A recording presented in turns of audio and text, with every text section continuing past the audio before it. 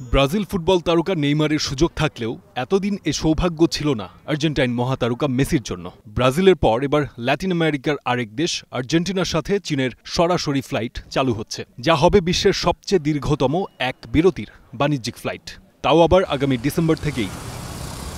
China eastern airlines জানিয়েছে বাণিজ্যিক রাজধানী সাংহাই থেকে আর্জেন্টিনার রাজধানী বুয়েনোস আইরেসে প্রতি সপ্তাহে থাকবে 2টি ফ্লাইট।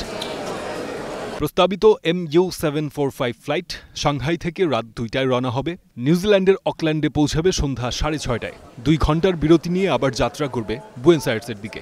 অবতরণ করবে স্থানীয় সময় বিকেল 4:30টায়। পুরো যাত্রায় সময় লাগবে প্রায় 25.5 ঘন্টা।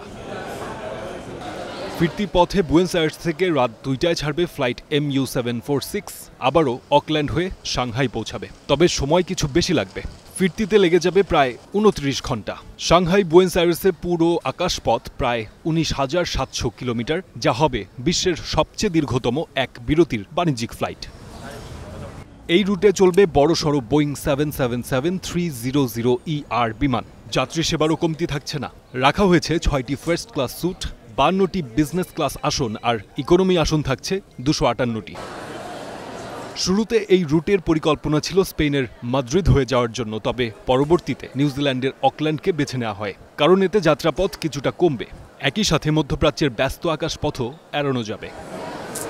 চীনের যাত্রীরা নিউজিল্যান্ডে ভিসা ছাড়াই ট্রানজিট সুবিধা পাবেন। এই নতুন রুট শুধু রেকর্ড গড়ার জন্য নয়, এটা চীন, নিউজিল্যান্ড ও আর্জেন্টিনার মধ্যে পর্যটন, বাণিজ্য আর কূটনৈতিক সম্পর্কের সেতু হয়ে উঠবে।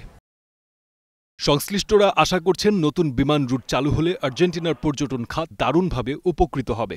ধারণা করা হচ্ছে প্রতি বছর 1 লাখ চীনা নাগরিক ভ্রমণ করবেন মেসি ম্যারাডোনার দেশে, আর নিউজিল্যান্ড আয় করবে বাড়তি প্রায় $4.5 কোটি।